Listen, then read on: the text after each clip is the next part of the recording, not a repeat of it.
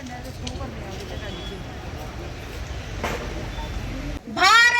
माता की, भारत माता की। आज जो कारण है ये केवल आपका घरेलू या आपकी कोई एक समस्या तक सीमित नहीं है। जैसा कि आप सबको सर्वविदित है, यह एक महिला उसके अधिकार की है कि हम आज हम सभी के बीच में हो, हमें जो मिलने जा रहा था आरक्षण वह विफल रहा। वोट तक ही सीमित रहे, वोट बैंक की राजनीति तक ही सीमित रहे। परंतु मैं कहना चाहूंगी ये सीधी चुनौती है विपक्ष को। जिंदाबाद जिंदाबाद। इस कार्यक्रम को आगे बढ़ाते हुए महिला मोर्चा की जिंदाबाद, भारतीय जनता युवा मोर्चा जिंदाबाद जिंदाबाद, भारतीय जनता युवा मोर्चा जिंदाबाद जिंदाबाद, भारतीय जनता पार्टी जिंदाबाद जिंदाबाद। सभी शक्ति जिंदाबाद जिंदाबाद जिंदाबाद, नारी शक्ति जिंदाबाद जिंदाबाद जिंदाबाद। हमारे बीच में हमारे इस कठुआ विधानसभा के हमारे विधायक भाई भारत भूषण जी, उन्हीं के साथ हमारे जसोटा विधानसभा के हमारे भाई राजीव जी और हमारी एक्स में मंत्री और हमारी इस कठुआ जिला की प्रभारी बहन हमारी प्रिया सेठी जी और हमारे इस जिला की अध्यक्षा बहन उपदेश जी और महिला मोर्चा की अध्यक्षा हमारी सुषमा जी, हमारे इंदु जी और इन्हें सभी मेरी नारी शक्ति, मेरे भाई, मेरे बुजुर्ग, आप सबका मैं इस मंच के माध्यम से बहुत बहुत वंदन करती हूँ, अभिनंदन करती हूँ।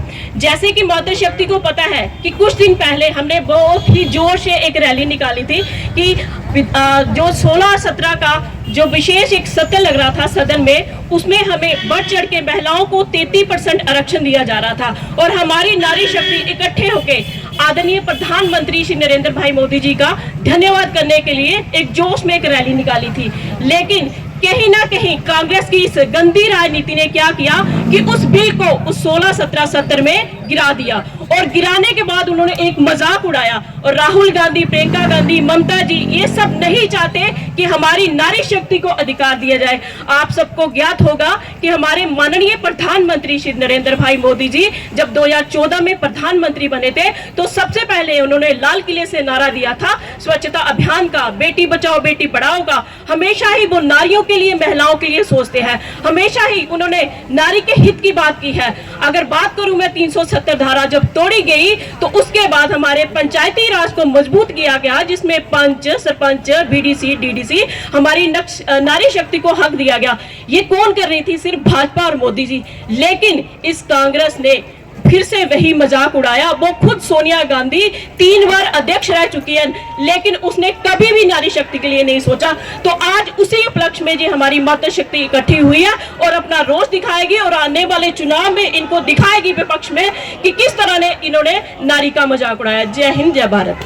किस तरह से बहनों के साथ मजाक किया गया, धोखा किया गया, इस धोखे को हमें घर घर तक लेके जाना होगा। कांग्रेस का घिनौना चेहरा, उसकी दोहरी राजनीति, रणनीति और नीति और दोहरा चरित्र एक एक बहन को, भाई को, बच्चों को बताना होगा।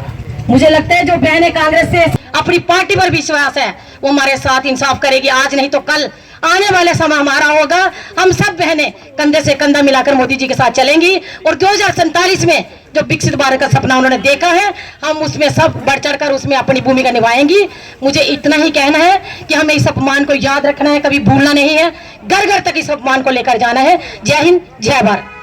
साढ़े कठुआ जिला दियां भैनां, चाहे किसी भी राजनीतिक दल दी हों, किसी भी समाजिक संस्था दी हों, और कतई बर्दाश्त नहीं करगन कि कांग्रेस पार्टी दी हमेशा शुरू से नीति रही भ्रम फैलाओ, लोगों को डराओ, भ्रम फैलाओ, लोगों को डराओ। 16-17 अप्रैल की तरह भ्रम ही फैलाया ना, चाहे वो डिलिमिटेड जो भी है, पर असली उनकी मंशा के ही कि भैने की जड़ी देश की उन्नति का, देश के निर्माण का एक अहम हिस्सा है साड़ी देश की मातृ शक्ति, नारी शक्ति। उसी अगे नहीं आन देना, उसी अगे नहीं आन देना। उन्हें 2-3 पार्टी खाम खा आर्च ले ले, उनके कन्ने जिन्ने भी विपक्षी दल है सारे खिलाफ उन्हें 203 वोट पे उड़े। क्या आने वाले टाइम च मैं ये पूछनी, चाहे वो कांग्रेस की भैन है, चाहे वो कोई भी राजनीतिक दल की भैन है, क्या वो ऐसे चेहरे की माफ करगी? मी लगा कभी नहीं माफ करगी। बड़ी मुश्किल करना साढ़े माननीय प्रधानमंत्री श्री नरेंद्र भाई मोदी जी ने भैने के अगे लाने की पूरा प्रयास किया। 12 साल तो प्रयास ही तो करा दे, पहले सानू हर तरीके का सशक्त किया, सानू इंपावर किया, सशक्तिकरण किया। फिर माननीय प्रधानमंत्री ने सोचा कि भैने इं सशक्त ठीक है वही है, पर इन्हें की निर्भर को निर्माता बनाने का काम अगर करना है तो वो साढ़े पार्लीमेंट हाउस भी होना है। और जड़ा उन्हें पूरा सत्र भी आंदा जिसकी विफल करने पूरा प्रयास किया। नीच पार्टी कांग्रेस पार्टी जिसकी मानसिकता हमेशा राष्ट्र विरोधी रही, उन्हें कदे भी उसी पक्ष की समर्थन दिता, चाहे वो सारी संस्कृति हो चाहे कोई भी हो। देश की उन्नति वास्ते जड़ा कोई भी सारा मुद्दा है उन्हें हमेशा ने विरोध किया, चाहे वो किन्ने भी महिला दे पक्ष विच जिन्नियां सारियां अपनी केंद्रीय योजना उत्थे मेरा विरोध किया। ऑनरेबल एमएलए साहब से भी, यहाँ के मंडल अध्यक्षों से भी, और खासकर यहाँ पर जो राहुल जी है और साथ में यहाँ पे जो महामंत्री है राजेश मेहता जी से भी, उनसे भी अनुरोध किया कि हम सब जो है एक आक्रोश रैली जो है यहाँ पर निकालना चाहते हैं। नारी शक्ति जो है आज किसी भी फील्ड में कहीं पीछे नहीं है किसी भी फील्ड में नहीं। घर संभालने में सबसे आगे, देश संभालने के लिए भी माननीय प्रधानमंत्री जी ने हमें मौका दिया। 30 साल 3 दशकों तक कांग्रेस की यूपीए सरकार रही, 3 दशकों तक, लेकिन 3 दशकों तक भी कांग्रेस की यूपीए सरकार ने कभी भी जो है इस बिल को लागू नहीं होने दिया। माननीय प्रधानमंत्री जी ने 2023 में इस बिल को लाया तो सारी ये जो आज पार्टियां इसको अपोज करके बैठी हुई थी, सबने ये कहा कि हम बिल पास करना चाहते हैं और पास करवाया, लेकिन इसको हम लागू करवाना चाहते हैं 2029 से। आज हमारी असेंबली की पार्लियामेंट की सीट्स हैं 543 और ये कब का सेंसस है? 1971 के सेंसस के ऊपर बना है। उस समय हमारी जनसंख्या थी 40 या 50 करोड़। आज जनसंख्या है 2026 में 140 करोड़। तो माननीय प्रधानमंत्री जी ने कहा कि हम इसके अंदर संशोधन लाएंगे और हम चाहते हैं कि हमारी नारी शक्ति जो है 2029 के अंदर पार्लियामेंट में बैठे और असेंबली में भी बैठे।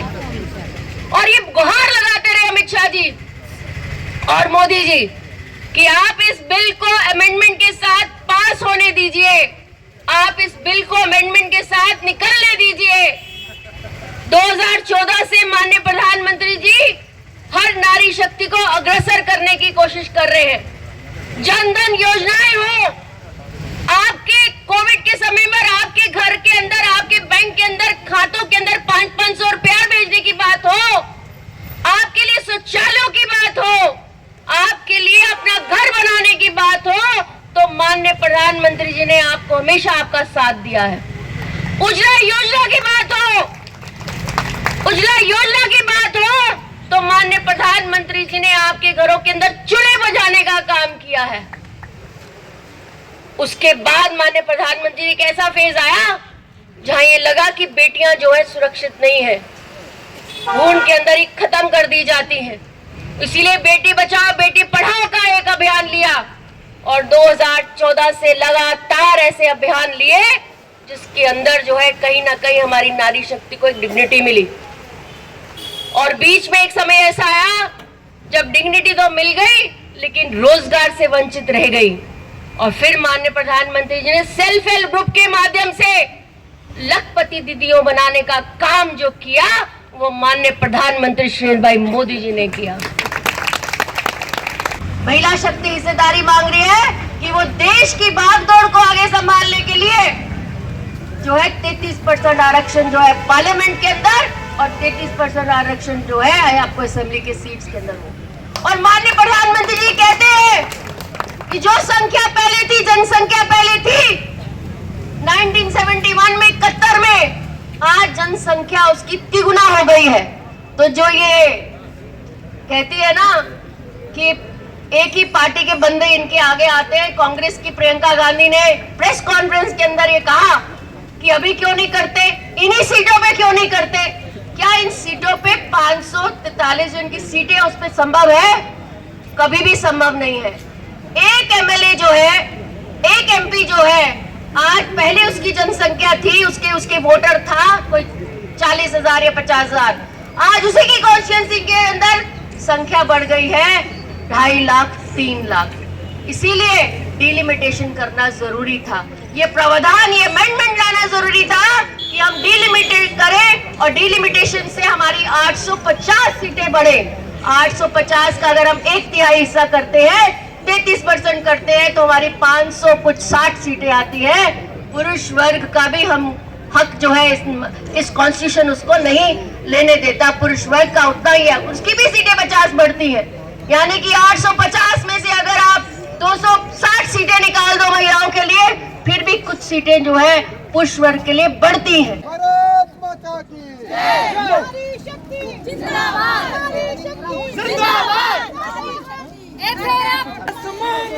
भाजपा मैदान में, नारी के सम्मान में, भाजपा मैदान नारी में, के सम्मान में, भाजपा मैदान में।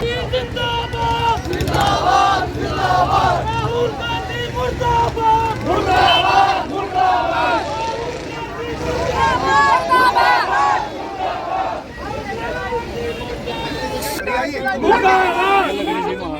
मुर्दाबाद मुर्दाबाद, राहुल गोया की होया, राहुल गोया की होया, राहुल गोया की होया, राहुल गोया की होया, राहुल गोया की होया, राहुल गोया की होया, राहुल गोया की होया, राहुल गोया कांग्रेस पार्टी मुर्दाबाद, कांग्रेस पार्टी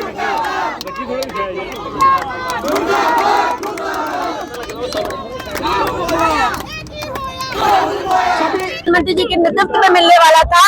2029 के अंदर 1/3 मेजोरिटी हमारी महिला शक्ति की होती, असेंबली के अंदर भी उसको साबोटाज करने का अगर किसी ने काम किया है तो वो कांग्रेस और उसके घटक दलों ने किया है। ये नारी जो आज यहाँ से रोष प्रकट कर रही है, ये हर सड़क पर, हर कूचे पे जाएंगी और कहीं ना कहीं अपनी आवाज को बुलंद करते हुए कहीं ना कहीं ये जताएंगी कि आने वाले समय के अंदर पार्लियामेंट में जब जब इनके एमपी जो है सड़क पर उतरेंगे या अपना वोट मांगने उतरेंगे, तो ये महिलाएं जो है इनको रोष प्रकट करते हुए इनको अपना जवाब जो है उस वोट के द्वारा देंगी। 2029 के अंदर माननीय प्रधानमंत्री ने एक अच्छा रोड मैप बनाया था, जिसके अंदर 33% महिलाएं जो है सुरक्षित होकर जो है उसके अंदर बैठती और कहीं ना कहीं इस देश की बागडोर में अपनी भूमिका निभाती।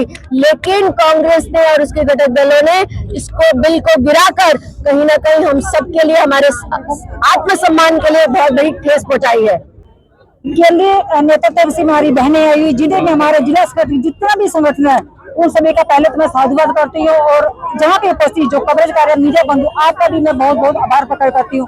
आप सबको पता है कि हम आज जहाँ पे सड़कों पे क्यों उतरे, महिलाएं नारी शक्ति भारी संख्या में क्यों उतरी है। पिछले दिनों 16-17 अप्रैल को आपको पता ही है संसद में कांग्रेस ने क्या कांड मचाया। वो उनका जो नीति रही है, जो कूटनीति रही है, मानसिकता रही है कि भ्रम फैलाओ और लोगों को डराओ, वही उन्होंने उस संसद में किया। जबकि पूरी नारी शक्ति जिसको माननीय प्रधानमंत्री जी उनको निर्भर से निर्माता बनाने जा रही थी, उन्होंने इसका विरोध किया, जिसको देश भर की नारी शक्ति कतई बर्दाश्त नहीं करेगी। आने वाले चुनाव में इसका जज देखना, हमारी जो नारी शक्ति किसी भी राजनीतिक दल से, किसी भी संगठन से वोट करते उनको माफ नहीं करेगी। 2023 में जो ना बिल पास हुआ उसके ऊपर बात क्यों नहीं, बहुत समझने की जरूरत है। प्रिया जी ने ठीक कहा कि तब की जनसंख्या 50 करोड़ थी, आज जनसंख्या 140 करोड़ है। मगर उसके साथ साथ जब अटल जी, इंदिरा गांधी जी से ये सिलसिला चला और तब उन्होंने 25 साल के लिए डिलिमिटेशन को स्थगित किया, फिर अटल जी आए और उन्होंने 2026 तक इस डिलिमिटेशन को स्थगित किया। स्थगित करने का मतलब था तब देश के रिसोर्सेज अवेलेबल नहीं थे, देश के पास वो इंफ्रास्ट्रक्चर नहीं था। आज 2026 में डिलिमिटेशन पेंडिंग है। जब डिलिमिटेशन पेंडिंग है, और इसलिए पेंडिंग है क्योंकि सेंसस नहीं हो पाया। 21 में सेंसस होना था, वो सेंसस लगभग 27 में कंप्लीट होगा। तब की जो पॉपुलेशन उस संख्या के मुताबिक 543 का मेंबर पार्लियामेंट का घर, और आज इस सुविधा से डिलिमिटेशन और महिला रक्षण या और कोई रक्षण इससे कोरिलेटेड है। इसलिए प्रधानमंत्री साहब ने सोचा और देश के सामने पार्लियामेंट में एक ऑफर रखा सीट्स बढ़ाने का, डिलिमिटेशन भी हो जाए और महिला को रिप्रेजेंटेशन भी मिल जाए। मगर साथियों, हम बात तो महिला शक्तिकरण एम्पावरमेंट की करते हैं, मगर जब असल रूप में देने की बात आती है हम कहीं ना कहीं मुकरते हुए दिखते हैं।